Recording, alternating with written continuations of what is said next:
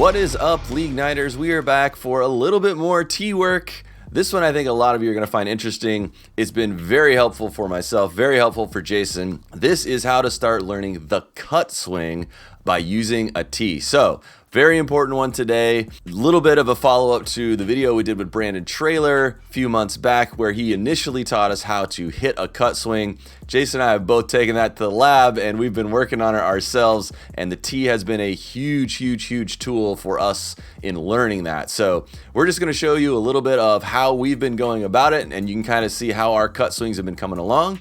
And if you like this kind of video, please like, subscribe, leave us a comment, let us know what you think, and let's check it out. So the other thing you can try to do if you want to take that next step is, you want to work on your 5-6 hole, but you want to work on it with a cut, right? So you're not just trying to swing through, you're actually trying to focus on that low cut. This is something that Cam and I have been working on since we did that video with Traylor. This will show a little bit of basically how we have been practicing it since then. So again, we are not experts here, but I think we can give you a pretty good idea on how to at least begin and move into the intermediate, maybe skill level of the cut swing. And again, for me, I've done a lot of that that's been off the tee, is where a lot of that beginning of that skill has started to come from. Just getting the feel of what a cut feels like, hitting a lot off the tee. Again, see that's staying up pretty high there. Or staying low, but staying up in the air longer, I should say. But yeah, it's off the tee is really where I learned the angle of the bat, all that sort of thing. And then basically by putting it to use in a couple of games, again, I don't do it all the time now, but now I can pretty confidently cut a ball in the game. Mine's not as nasty as a lot of the other guys out there, but it's certainly coming along, and it's certainly helping me keep the ball down and hard, which again is pretty important, especially the higher and higher and higher you go when fielders catch everything. I do feel like the cut really does have a lot more effectiveness in placing the ball. It does, yeah. See, you may think that's a ground ball. That's not a successful at like a rep, right?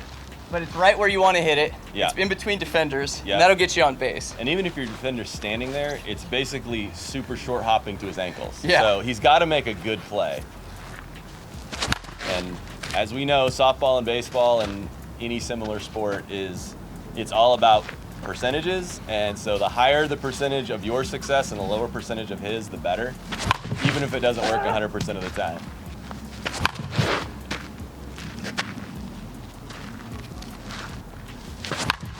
That's a good ball. Beautiful. So we talked about a cut swing off the tee a little bit here. And again, to reiterate, we are not experts. We are still learning this ourselves, but we feel like, or at least I feel like, I've learned enough that I can pass some knowledge onto at least getting people started. Again, I'm definitely not an expert on this, so I'm trying to get this ball down, trying to get it hard, trying to get that backspin. I don't have the Tyler Irvine, the Everett Williams, the Laser Dave. I don't have that swing yet. Maybe someday, but right now I'm just happy to keep a ball down and hard. Usually I'm trying to get it through the infield or over the infield and drop in front of the outfield. So now I move this ball in. This is still an inside ball, so I am going to be trying to go to the left side with this, but I'm probably going to be a little bit more to left center, not quite as close to the line on this. So again, my goal is this ball is going to go over the shortstop, which should allow, if someone's playing a proper 5-man, if I'm right over the shortstop, there should be a gap behind him. So that's the theory. Not everybody plays it that way, but the theory of a proper 5-man, there should always be a gap behind a player if you can get over them. All right, so that's probably a ground ball to him. Not what we're looking for. A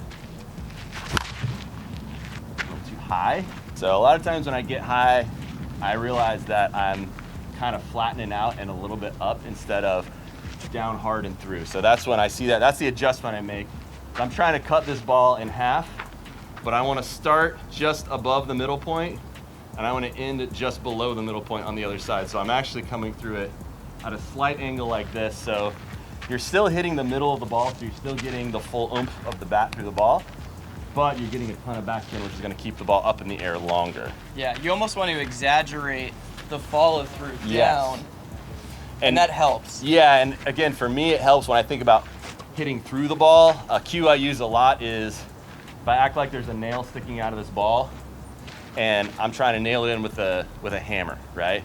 So if I'm just hitting off the tee, sometimes I'll just pick it off the tee and I'm not hitting the ball super hard. But if I think about hammering in a nail where you're trying to go through that nail, that's when I can really get these hard cuts and a hard ball out there.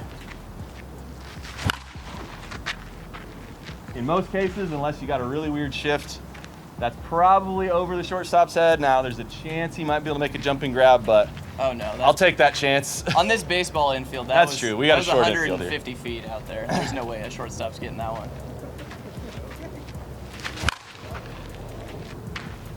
So that's what I'm looking to do. Again, I want to do it every time. Like, if I can get that automatic, again, it's not the greatest cut swing that's ever existed, but that is an effective cut swing right now. So again, that's a lot better. Hitting that ball just as hard, but I hit it at a 35-degree launch angle and it goes 285 feet for an easy fly out. Like, that's not an effective swing. So these are effective swings. Got up a little bit. Hey, Maybe it's the new 44s. maybe. That's That a good ball, but it might be right at the guy. Yeah, it might be right at the guy. So again, that's something you run into. And on a play like that, depending on how high level you're playing at, that's one you hope you hit so hard that he either doesn't have enough time to react properly or he bobbles it just enough that you can make it to first. So again, hard contact is never a bad thing. It'll get you more hits than it would if it was soft contact. So just always make sure you're trying to hit through that ball and hit through your players if you hit at them. Trying to torch both buckets. Trying to take out all the buckets.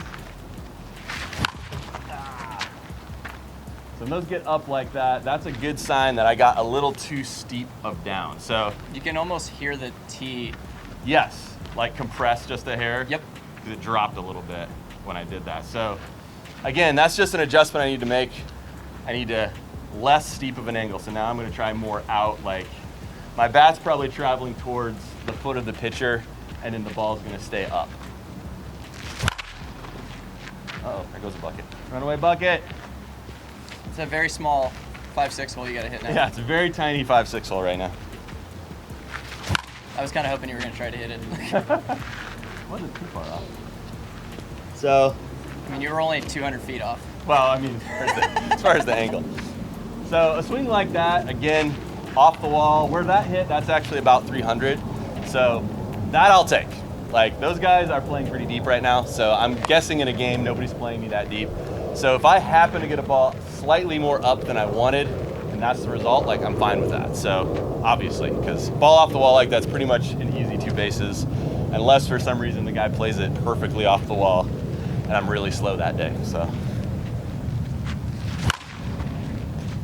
how about hit that 5-6 hole, the tiny 5-6 hole. Right?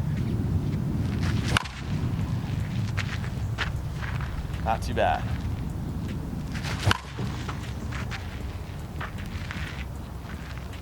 So again, you get it too high, it ends up being a fly out. Again, I do not have the crazy massive power that some of those guys have that, you know, Laser Dave hits that ball or Tyler Irvine hits that ball, it goes 380 feet, you know, or more. So know who you are. That's a big thing too, is know who you are as a player.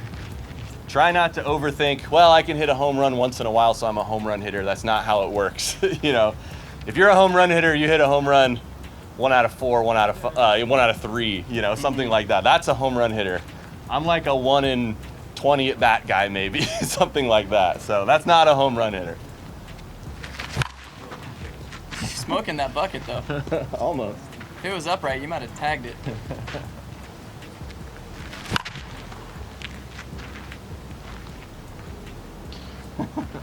Off the wall.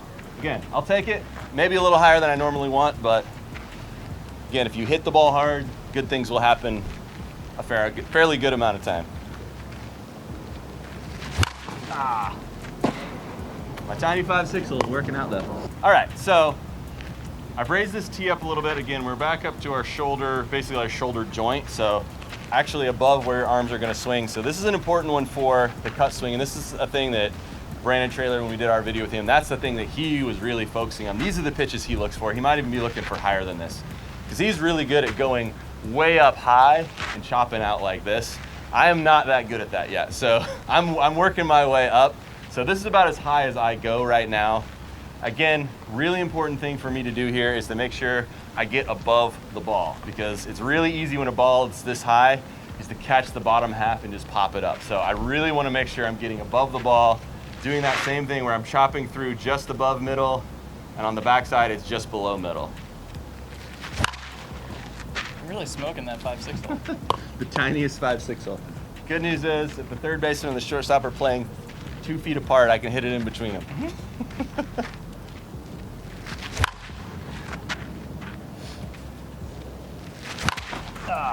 So that was one where I chopped too far down.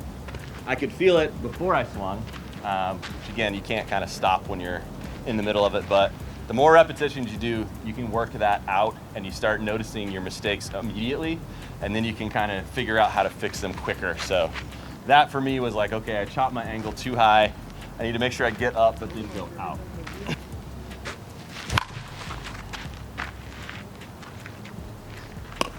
So strangely enough, when I do this one correctly, the higher the pitch, the easier it is for me to keep low, because I can get a stronger angle on it.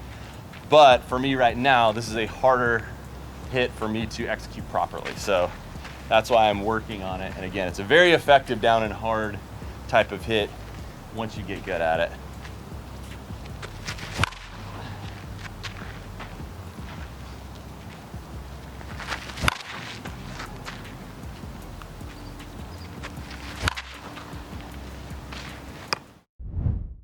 Last thing you may want to learn, which again, this is probably a little bit more of an advanced thing.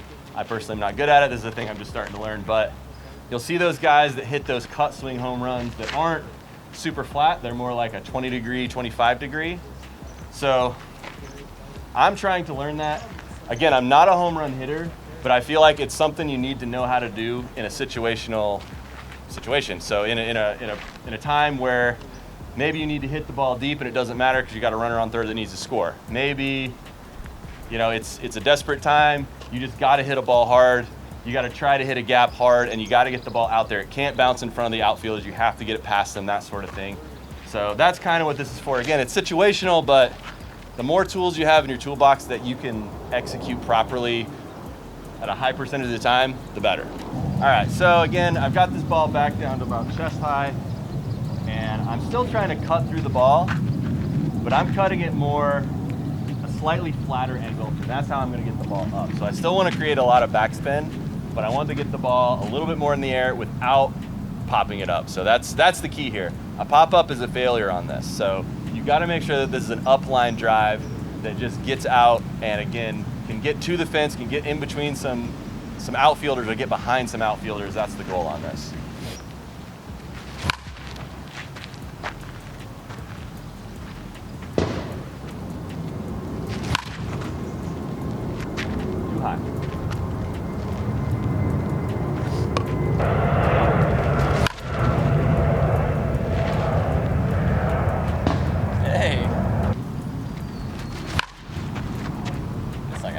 Come back. Is it?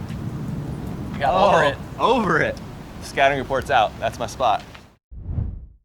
All right, so that is our take on how to get started learning the cut swing by using a tee and using that tool to really get that feeling honed in on how to hit that ball and how to cut that ball with a ton of backspin. So really hope this was helpful for some of you, if not all of you. I hope everybody gets out there and practices their cut swing. So please, again, like, subscribe, leave us a comment, and we'd love to hear from you. We will see you next time.